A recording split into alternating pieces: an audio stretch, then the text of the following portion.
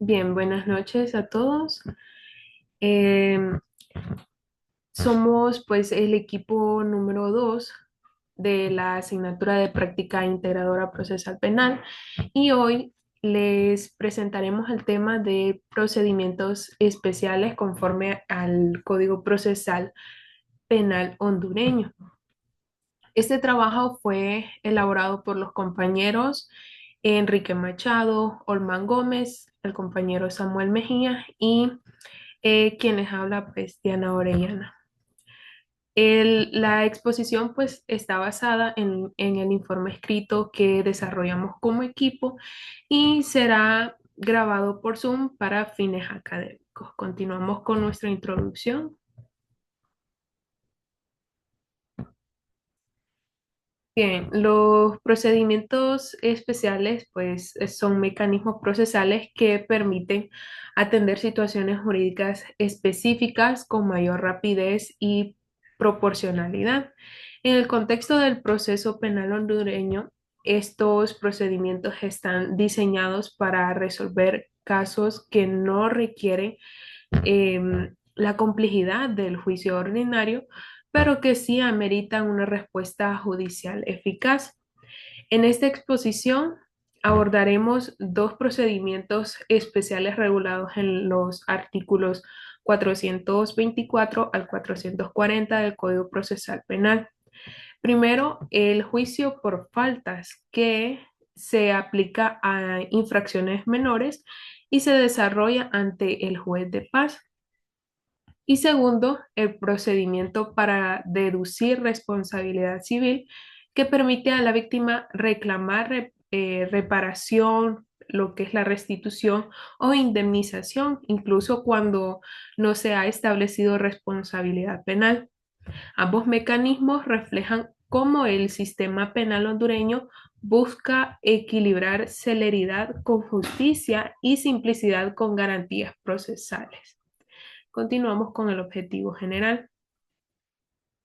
El objetivo general de nuestro trabajo, pues, es analizar los procedimientos especiales regulados en los artículos 424 al 440 del Código Procesal Penal hondureño, específicamente el juicio por faltas y el procedimiento para deducir responsabilidad civil con el fin de comprender su estructura, aplicación y relevancia dentro del sistema procesal penal. Continuamos con los objetivos específicos.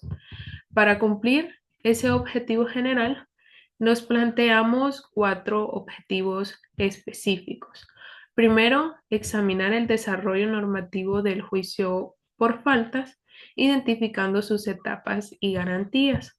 Segundo, interpretar el procedimiento para deducir la responsabilidad civil, destacando sus requisitos y efectos jurídicos. Tercero, establecer las diferencias estructurales y funcionales entre estos procedimientos y el proceso penal ordinario. Y cuarto, el valor y su importancia como mecanismo de acceso a la justicia, reparación de daños y eficacia procesal. Dejo a mi compañero Samuel para su participación.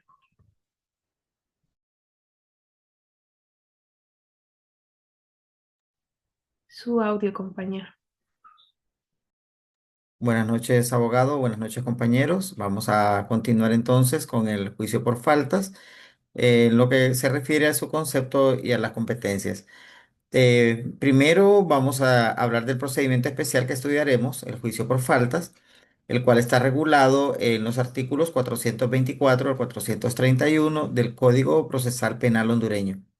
Este procedimiento está diseñado para atender infracciones menores, es decir, conductas que aunque ilícitas no alcanzan la gravedad de los delitos.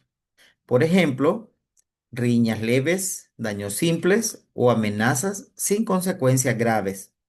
Son situaciones que requieren una respuesta judicial, pero que no justifican la complejidad del proceso penal ordinario. Luego hablamos de la competencia exclusiva para conocer estas faltas. ¿En quién recae esta competencia? recae en el juez de paz, lo que garantiza una resolución que es local, inmediata y accesible. ¿Qué significa esto? Que el procedimiento se desarrolla en la misma comunidad donde ocurrió el hecho, y así se facilita la participación de las partes y la aplicación de justicia cercana. El juicio por faltas se caracteriza por ser oral, breve y sumario, es decir, se lleva a cabo mediante una audiencia directa sin etapas intermedias, como la audiencia inicial o intermedia que encontramos en el proceso penal ordinario. No hay formalismos excesivos ni dilaciones innecesarias. Su finalidad es doble. Por un lado, resolver el conflicto de forma rápida y proporcional, y por otro, garantizar los derechos de las partes, especialmente el derecho de defensa del imputado y el derecho de la víctima a obtener una respuesta judicial. Este procedimiento refleja el principio de economía procesal, que busca evitar el uso excesivo de recursos judiciales en casos de menor gravedad, sin renunciar a la legalidad ni al debido proceso. En resumen, podemos decir que el juicio por faltas es una herramienta eficaz dentro del sistema penal hondureño que permite administrar justicia de forma ágil, accesible y proporcional, especialmente en contextos comunitarios. Luego voy a hablar de las etapas. Ahora bien, ¿cómo se desarrolla este procedimiento? El juicio por faltas sigue una secuencia de etapas que ustedes pueden visualizar. Estas etapas son claras y están diseñadas para garantizar una resolución rápida sin sacrificar el derecho de defensa ni la legalidad del proceso. La primera etapa es la interposición de la denuncia. Esta puede ser de manera verbal o escrita. Si la presenta un particular, lo cual facilita el acceso a la justicia, especialmente en comunidades donde el acceso a asesoría legal es limitado. Sin embargo, si la denuncia proviene de una autoridad pública, debe ser obligatoriamente escrita, como lo establece el artículo 425 del Código Procesal Penal. Una vez recibida la denuncia, el juez puede ordenar diligencias preliminares, como por ejemplo el reconocimiento médico de la persona lesionada si se trata de una falta contra la integridad física. Estas diligencias tienen como objetivo verificar la existencia del hecho y también su gravedad. Luego, se pone el hecho en conocimiento del imputado. Aquí se abre una bifurcación importante. Si el imputado admite su culpabilidad desde el inicio, el juez consigna esa admisión en acta y dicta sentencia de inmediato, aplicando una reducción de una cuarta parte de la pena. Este mecanismo premia la confesión voluntaria y evita la necesidad del juicio. Pero el imputado no admite culpabilidad.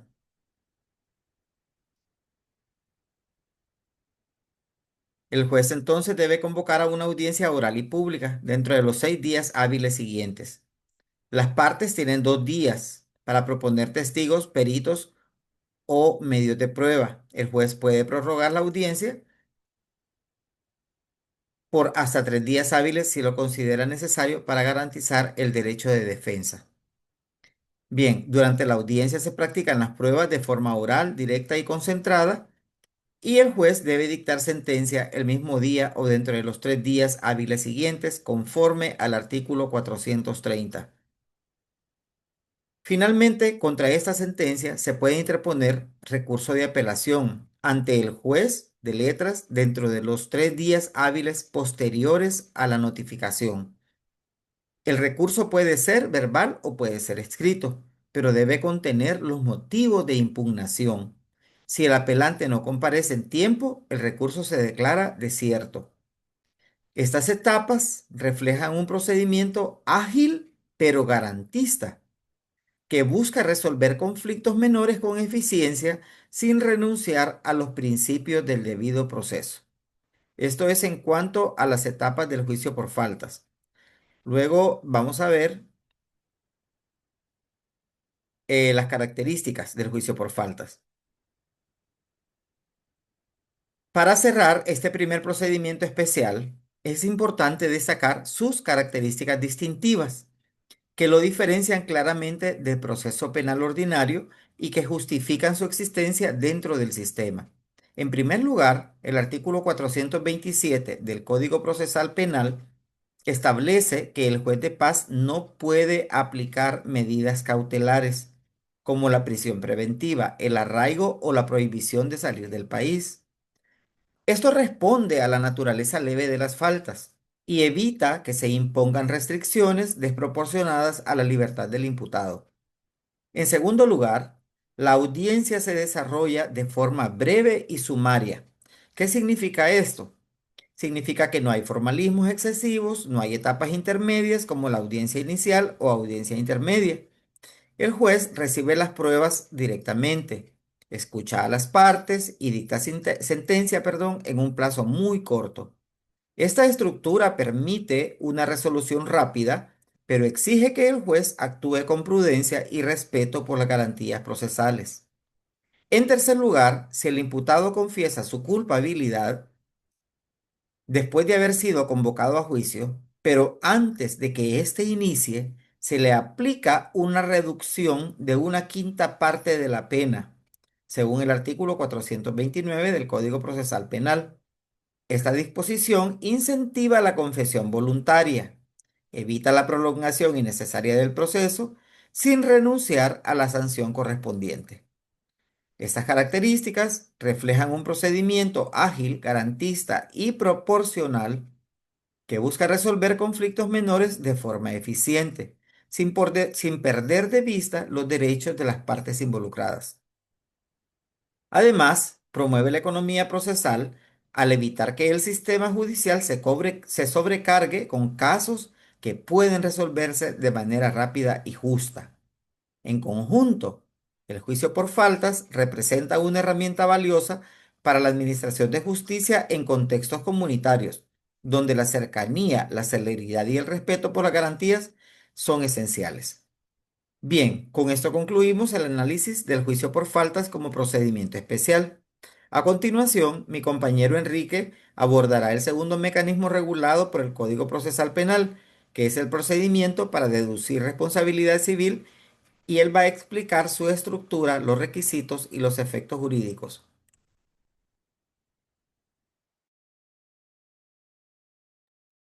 Buenas noches, abogado. Buenas noches, compañeros.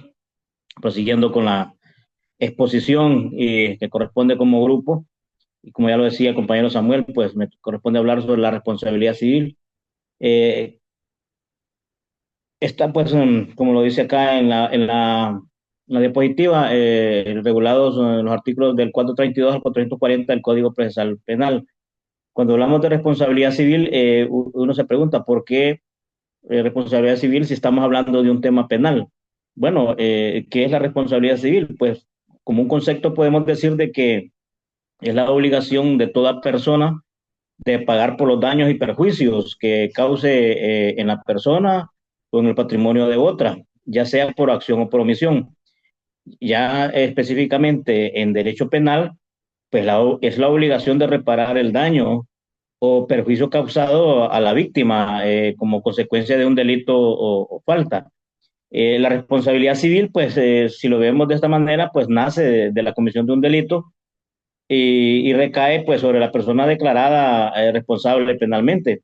Eh, Aquí quiero enfatizar en referencia a lo que habla el Código Penal vigente en el artículo 118, las reglas generales. Dice que la realización de un hecho tipificado por la ley como delito o falta obliga a reparar los daños y perjuicios causados.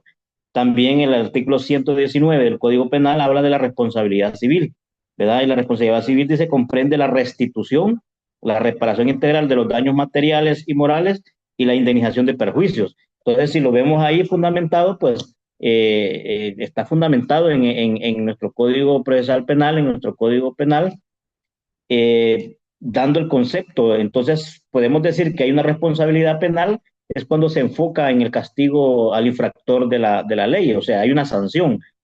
Y hay una responsabilidad civil cuando se enfoca en la reparación integral del daño a la víctima, o sea, una indemnización.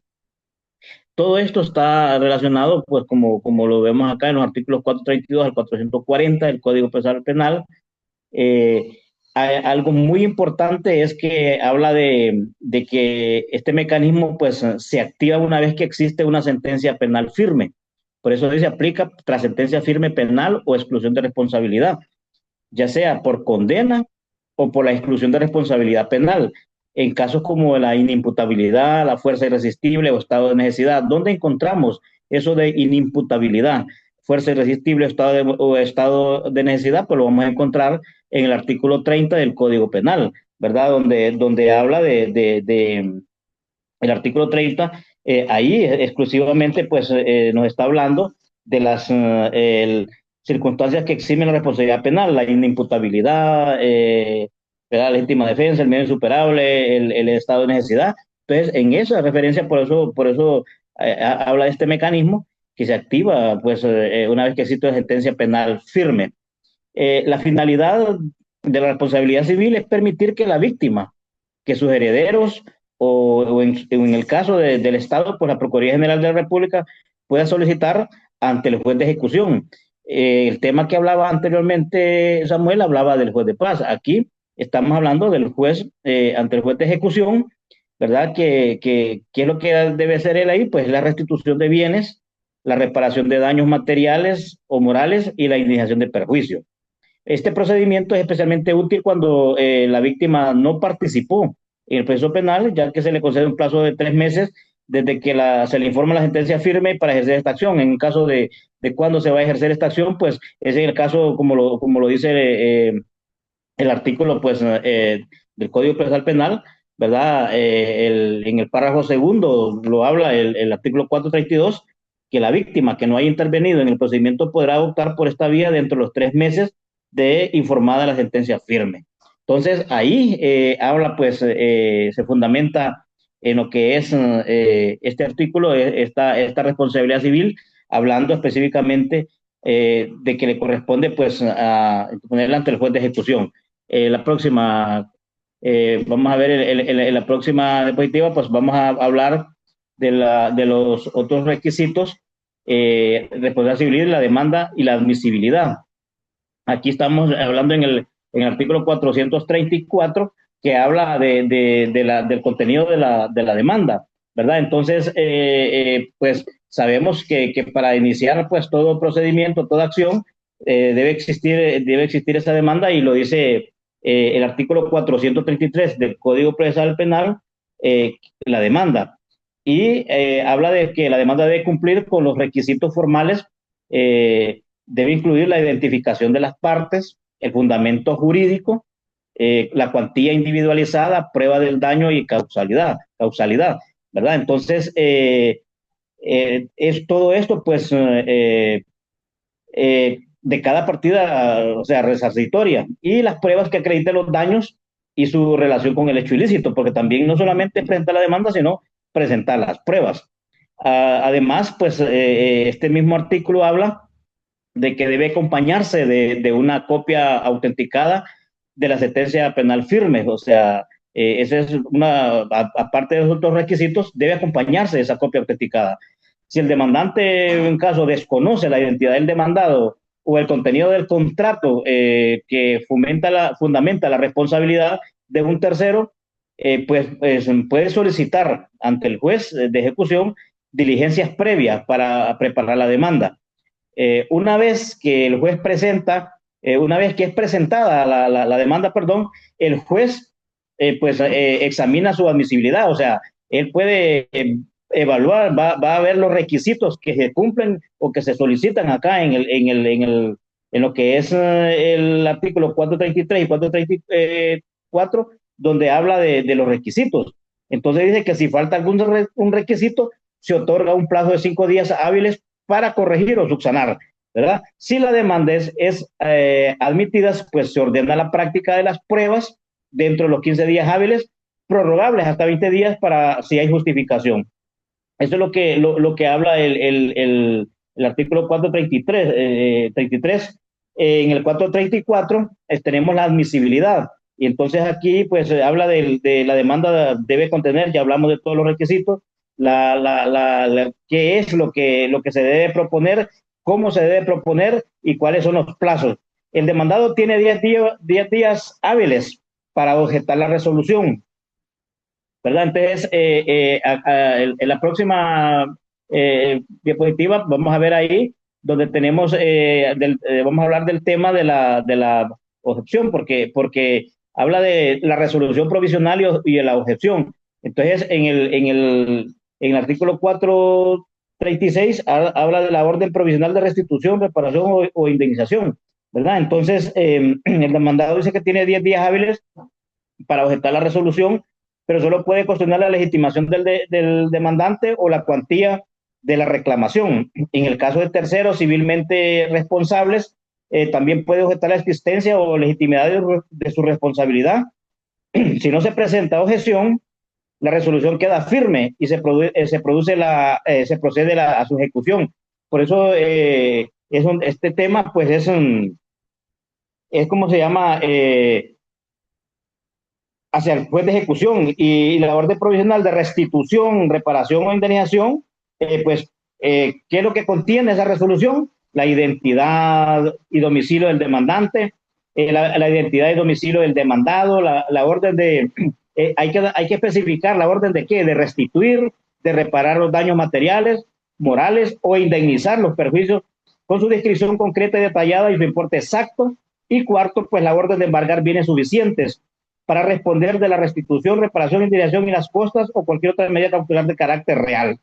Entonces, aquí hay algo muy importante que el juez tiene que advertirle a este caso al demandado, que si tiene la posesión o sea, del bien, ¿verdad? O sea, que el titular está en posesión de ese bien, el juez le va a advertir que incurrirá en la responsabilidad penal por alzamiento de bienes. Así se llama el delito que existe, alzamiento de bienes, y está en el artículo 408 del Código Penal, en el caso de que la persona demandada lo enajene o lo grave sin autorización judicial, ¿verdad? Entonces, eso es en referencia a lo que es la resolución provisional y la objeción. El demandado, el artículo 437, habla de que el demandado solo podrá objetar la legitimación del demandante y la cuantía de la reclamación. Eso es lo único, ¿verdad? Entonces, esa es mi participación, abogado, es mi participación, compañero. Buenas noches, abogado y compañeros. Continuando con el tema, gracias, Enrique. Una vez presentada la objeción que mencionaba el compañero, el juez convoca a las partes a una audiencia de conciliación y prueba, según el artículo 438 del Código Procesal Penal. Esta audiencia mencionada tiene tres momentos. Primero, como ya lo mencionamos, se procura una conciliación entre las partes, lo que refleja el enfoque restaurativo del procedimiento. Segundo, se produce la prueba ofrecida, permitiendo a ambas partes poder sustentar sus pretensiones. Y tercero, se escuchan los fundamentos jurídicos de cada una de las partes. Si el demandante no comparece, se entiende que abandona la demanda y se archiva el expediente. Si es el demandado el que no comparece, la resolución provisional queda firme y se procede a su ejecución. Cuando hay varios demandados, basta que uno no comparezca para que quede vinculado a las resultas del procedimiento. Finalmente, el juez dicta la resolución definitiva que produce o que puede confirmar la restitución, reparación o indemnización, o también podría ser rechazar la demanda. Esta resolución es apelable en ambos efectos, lo que garantiza el derecho de la doble instancia. Siguiente diapositiva, por favor. Seguidamente de esta temática, es muy fundamental hablar acerca de la prescripción y de la repetición. Y el artículo 439 del Código Procesal Penal establece que la acción para deducir responsabilidad civil por esta vía prescribe a los 5 años de haber adquirido firmeza la sentencia penal. Este plazo protege la seguridad jurídica del demandado y evita litigios indefinidos. Por otro lado, también el artículo 440 regula el derecho de repetición. Esto significa que los terceros civilmente responsables que hayan cumplido la resolución pueden iniciar también un juicio ordinario civil posterior contra los verdaderos obligados, dándoles la ley ese derecho. También pueden demandar al propio reclamante si demuestran que no hubo causa suficiente para la obligación que se les impuso. Continuamos con la siguiente, por favor. En cuanto a las conclusiones, em, para cerrar, destacamos 5 conclusiones clave, como ser que los procedimientos especiales fortalecen el sistema penal hondureño, esto relacionado con el primer tema expuesto. También que el juicio por faltas es un juicio ágil, proporcional y garantista. En cuanto a la responsabilidad civil, decimos que es una vía eficaz para reparar los daños. También que ambos mecanismos se diferencian del proceso penal ordinario, se diferencian del proceso penal ordinario por su estructura simplificada y también su enfoque funcional. Ambos mecanismos promueven acceso a la justicia y también a la eficacia procesal. Continuamos.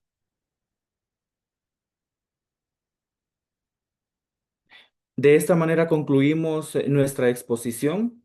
Muchísimas gracias por su atención.